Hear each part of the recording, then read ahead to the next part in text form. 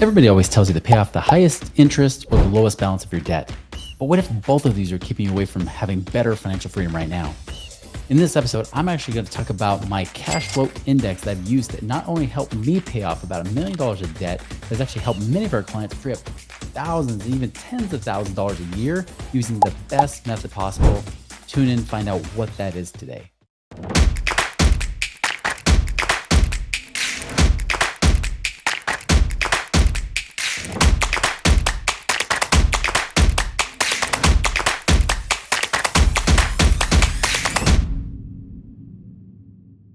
Hello, my fellow Ripplers. This is Chris Miles, your cash flow expert and anti-financial advisor. This show is for you. If you want to get your money working harder for you, so you don't have to work so hard for your money. If you want to become work optional, where you work because you want to, not because you have to, because you have enough passive income coming in to cover all of your needs, all of your family's needs, but not just take care of your family, but you're able to live a rich life because as you have greater financial means and resources, you have the ability to create a ripple effect through the lives of others. And that is what it means to be a Rippler. Thank you for tuning in, for sharing and binging on these episodes. It's been so great. As a reminder, if you want to be able to learn more, like whether you want to become work optional, right? You want to know how you can do that, how you can actually get your money working harder for you, go to our website, moneyripples.com. We've got our work optional blueprint on there. You can take a look at and see if that's something that might help you get to your goals faster. Maybe you can even become work optional in the next 5 or 10 years. And we want 1,000 families financially independent. That could be you. So be sure to check that out right now. Okay, so let's just dive right in, right? We know that there's lots of different methods. There's like debt avalanche, there's the debt snowball methods, right? And many of these methods talk about either paying off the highest interest debt first or even go for the lowest balance first.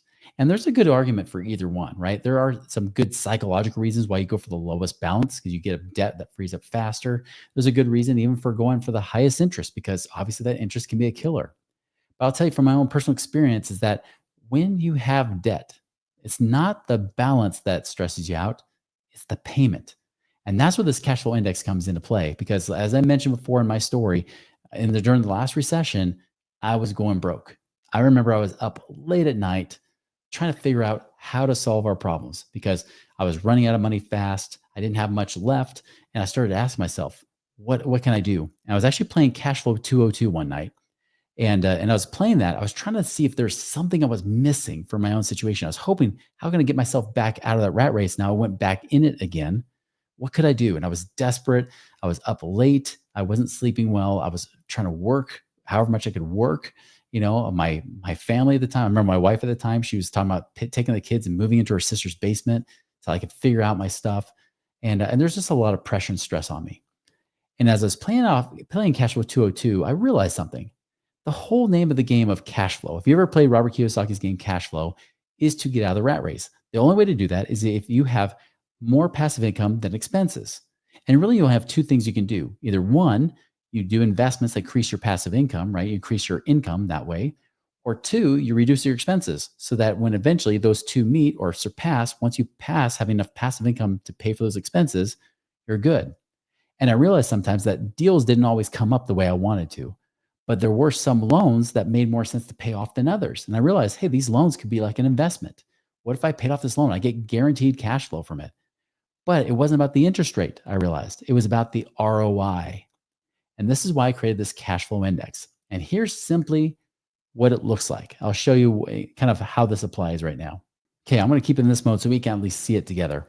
Now, many people will have various different loans, and they're usually not this easy. But let's just say you have two different $10,000 loans. One's a $10,000 car loan at 4%, but it's $1,000 a month. The other's a $10,000 credit card at 18% at $200 a month. Now, if I were Dave Ramsey, guess which one? If you only had $10,000, you can only pick one. Guess which one Dave Ramsey would say? You got it. Go for that 18% credit card. That's a ripoff. It's killing you, right? Real life has taught me the opposite. Common sense has taught me the opposite. Is that although that interest is a killer, right? And by the way, this is not too uncommon for a credit card to look just like this with a $10,000 balance. But instead, I would actually disagree and say I would go for the car loan at the lower interest rate. Now that would just destroy, many people's lives. But here's why: when you're in a situation, especially when cash flow is tight, the truth is that What's stressing you out is not the balance. It's not the $10,000 that stresses you out. It's the payment, that monthly payment coming out. That's when I really get down to it. Even people are really big savers and they hate debt, they despise it. It's not the balance, but it's actually the debt payment. Now, if the balance the payment goes forever, they hate it. But it's the fact they have to make the payment they hate. Because, for example, I mean, ask yourself this: if your mortgage payment all of a sudden dropped down to $1 a month, would you be in a rush to pay off that mortgage? Be honest. Like if you knew it was only $1 a month, or would you prioritize your dollars somewhere else where it might be more productive? That's my point, right? And especially when you're paycheck to paycheck, what's creating the most stress? It's the payments. Because what would make you feel better if you were paycheck to paycheck? $1,000 a month you no longer have to pay, or $200 a month? You don't care about the interest rate. And that's what I realized too for myself. It wasn't the interest rate. I was hyper focusing on that up to that point. But I realized it wasn't the interest rate that was hurting me. It was the payment. The monthly payment is what was killing my cash flow. In fact, if your monthly payments are so high that you're going in the hole each month, guess what? You usually have to transfer and put money onto that credit card, that high interest credit card, right? Which we don't want to do either. I mean, all things being equal, pay them both off, right? But the truth is that it's the payment that creates all the stress. And if you can free that money, now it creates more options for you. And when you have more options, you have more freedom, you have more leverage and things to do. I mean, imagine this: if you, especially for business owners, they get this. If all of a sudden your cash flow drops by, say, $5,000 a month, you definitely would want to get rid of that $1,000 a month payment, don't you? If you got laid off from your job, would you rather pay your $1,000 a month payment or your $200 a month payment? See what I mean? Like that's the point. Now, if you have more than enough money to throw out there, you might still argue that, hey, the 18% is so much. But I will argue that because the truth is, I've run different simulations. Even when I was a financial advisor, I had this fun little Excel spreadsheet that had all these macros in it. And we would put mortgage balances, interest rates, payments, and all that stuff in there. And it would go and start to reorganize everything to figure out what's the fastest way to pay off your debt, to do the debt roll, snowball type of method, the roll down method, right? Where you just roll the next payment to the next payment, and the next payment as you go along. And what shocked me is there were times that sometimes that credit card, that high interest credit card, would be last on the list. You wouldn't pay anything extra to it. You would just pay it off normally while you pay off on these other loans. So sometimes I say, wait a minute, this other loan's a lower interest. Why would it have me pay it off first? But when it ran the different scenarios, it would come off faster paying off that because it wasn't about the interest, not beyond the emotional piece, right? Even the logical piece said that actually paying off certain loans first would actually help you roll it faster into the next one, having the bigger payments to be able to load on the next one. And think about it this way: if you had 10,000 bucks to pay off that $1,000 a month, guess what? Take that 1,000, add it to the 200, you have 1,200 a month. That means you'll just pay it off in 8 months anyways. That 18% is negligible of 8 months of interest. Nothing. It charges you almost nothing. But in our minds, and what people have taught us is that we're just getting hosed. We don't know how much number wise, but really over those 8 months, if you pay off a credit card, in fact, maybe I should just show you. Okay, so right here, got a $10,000 loan amount, your credit card, right? $10,000. Now I just figured out 18%, 9 months, your payment is $1,196.10. Remember we said about $1,200? I'm not going to nickel and dime here, but let's just say you pay $1,196. It'll take you 9 months to pay off that credit card. Look, the total interest, even though it's 18%, people think 18%, $10,000. They're thinking, oh, that's $1,800. It wasn't, because again, just like I taught it before about compounding versus simple interest, you're paying with simple interest. You pay it down, it's $764. So really in total, you paid $10,764. Now you might think, yeah, but I had to pay that $764. It doesn't matter, because here's the benefit is that because you've paid that off, because you got rid of that $1,000 a month payment, if anything happens in the meantime, you're okay. You're going to be much better off than just only freeing up $200 a month. Again, both are good in the sense that you free up cash flow, but 1,000 makes a bigger move on your needle than the $200 a month. And here's the other thing too, is that your life is just never meant to be put in a calculator, was it? Your life was meant to be put in the sense of what you're an emotional being. You're somebody who wants to have that. And our lives aren't calculators because things happen. As the insurance commercial says, life comes at you fast, right? Those unexpected things will occur. You want to make sure you put yourself in the healthiest place possible. And you know how else I know this is true too? Because even banks look at this. You can actually have a perfect credit score and even have money in the bank, but yet they will deny you a loan because your debt to income ratio is too high. What's your debt to income ratio based on? It's based on what's the income versus those minimum monthly payments. So the fact that you freed up $1,000 a month makes you look to the bank financially healthier because the truth is you are. They don't care about the interest rates. They don't care about the balances. They care about how much is coming out of your pocket every month that allows you the gives you the really the propensity to keep making those payments to them. That's what matters. I've watched people get denied loans because even though they had perfect credit and they had cash in the bank, because that debt to income ratio is too high, they said no. That's why this is so important. Cash flow is everything. Remember, you got to have free up that cash flow so you put yourself in a healthier position. And now with more cash flow, it gives you more options to decide what to do. And even if things go wrong, you have better flexibility, right? Where in the other situation, you don't. All right, so go back to this. How's the cash flow index work? You take the balance, that top number, and divide it by the minimum monthly payment.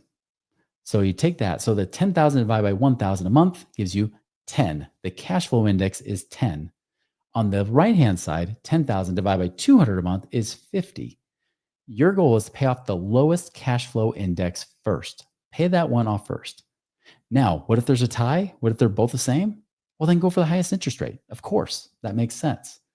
But again, go for the lowest cash flow index first. You pay that one off first. When you pay that off, then you roll it to the next one. So let's just assume that your next one, because maybe you have just these two in a mortgage, right? The next one would be the credit card, then pay it off. And eventually, in about 9 months, as I said, you would free up $1,200 a month. Could you put it towards your mortgage? You could. Now, as a caveat, I would say this. Normally, I would tell people not to pay extra to a mortgage, nor would I say towards a car loan or student loans, because when you pay extra to those loans, right? Like different than a credit card, when you pay extra to those loans, the monthly payment stays the same. So if you're going to pay extra to anything, especially whenever it comes in the order, only do that with credit cards or things like lines of credit. Even HELOCs can apply too. As it pays it down, you free up cash flow every month. Otherwise, just build up in cash and pay it off with one check. So that's a little extra bonus for you that you may not hear from other people that teach this. I know there are other groups out there that do teach this cash flow index as well. I was shocked that when I looked it up, there's people that actually have taught it. Now, here's an old one. This one's I haven't made a new visual for this, but this is kind of how it looks. If you've been following this podcast, you're probably looking for great ways to create passive income right now, right? Well, we got you covered here with Central Lending. Central Lending specializes in alternative investments that actually are designed to create steady returns and long-term financial security for you and your family. Now, they prioritize transparency. They love, building those strong relationships, giving you that confidence and peace of mind, knowing that you have your money working harder for you, so you don't have to work so hard for that money. You want to learn more how to do that? Go to centrallending.com and check out what they've got today to create your passive income and wealth creation right now. If you get a cash flow index of 50 or less, and actually I've updated this about 12, almost 13 years ago. Wait, it has been 13 years. Oh my goodness. 13 years ago, I actually updated this, that the cash flow index, if it's 40 or less, try to pay off as soon as you can, right? That's the big goal. 40 or less. That's put it equivalent of an ROI, like a return on your investment standpoint. If you have a cash flow index of 40, that means you roughly have to make a 30% rate of return on your investment to even match the cash flow. Give you an example. If I use that same $10,000 credit card, to be a 40, it would be $250 a month. Well, $250 a month times 12 is $3,000 a year. So that means that the $10,000 you use to pay off frees up $3,000 a year guaranteed. And I would tell people all the time, it's like, listen, like even if you can do really well on some of your investments, it may not make sense to invest it. You may want to pay off debt. In fact, for many of our clients, sometimes paying off their debt might be the number one thing we do before we worry about investing, is trying to get that under control and paying off some of this low-hanging fruit.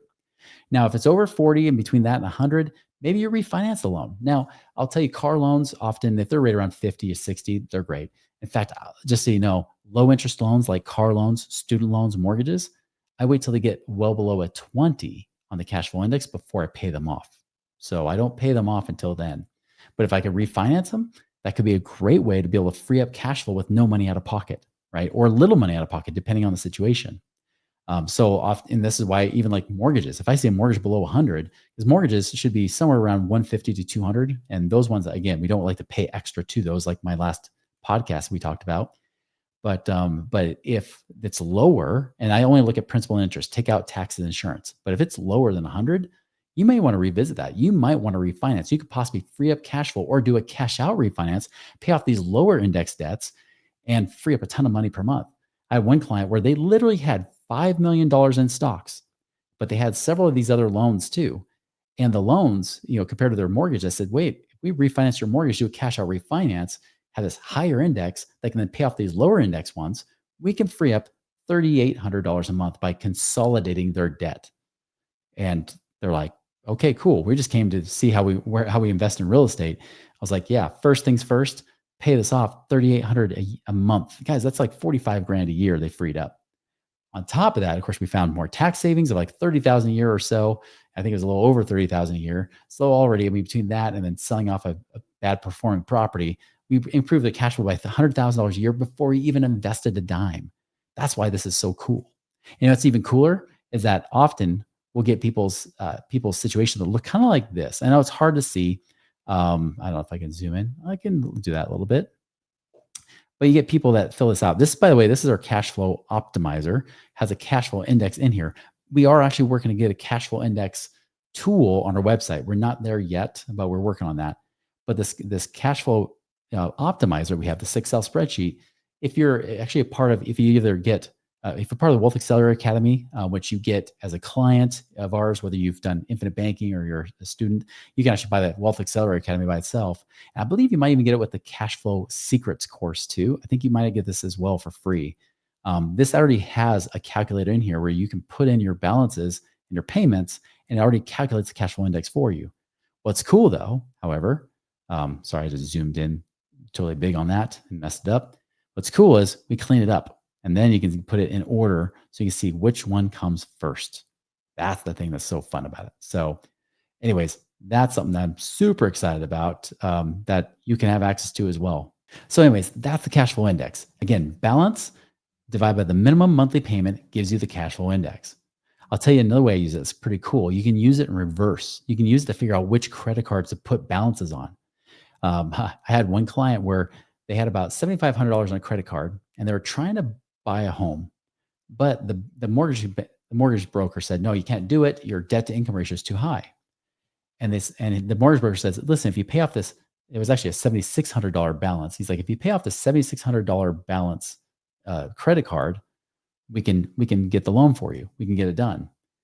And I noticed the payment on it was right around $75 a month. So it was an index of pretty much 100. And I asked him, I said, hey, did he tell you how much you have to free up per month to qualify? He said, no, he just said, pay off that credit card. I'm like, of course they did. They always do. They always just say, here's the easy answer. Bankers do it a lot too. I said, here, go and ask them how much you need to free up per month to qualify to get the debt to income ratio the right way. So they went back and asked, and he said, $41 a month. Well, remember, he was telling me to pay off this $75 a month credit card. I was like, no. You only need to free up $41 a month. So since it's an index of 100, pay off 4,100, not the full 7,600 or whatever. Pay off just the 4,100. Leave the other 3,500 on there. Just pay off that. And so they did. And like clockwork, their payment dropped in that exact proportion, and they qualified for the loan. Saved them like almost $3,500 just doing that alone. Another example is pretty funny. I had this client from Manhattan, and you could tell he's from Manhattan, right? Very blunt, brash, even. And he was just sinking in debt. He was negative cash flow, not doing well. And he had something like 15, 16 different loans, a lot of them different credit cards and whatnot, just because, he had a hard time, he had a hard economic time in his business. He was negative cash flow. So it built up. He wasn't the guy that normally would have credit card balances, but life came at him fast, right? Well, as I'm starting to look at it, I said, all right, here's what we're going to do. I'm like, we're going to take this card, and instead we're going to go and pay off this card. Now, understand, I did this before. I remember I was on something big when I had this woman fresh out of college.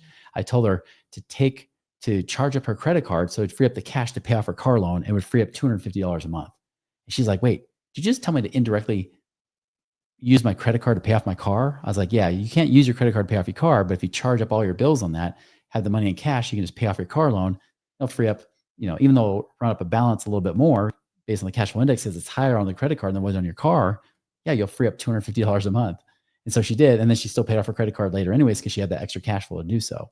Well, this guy, I was trying to get really fancy because I think he was in the hole, something like $2,000 a month. It was pretty bad. Not as bad as me at one point, but it was bad.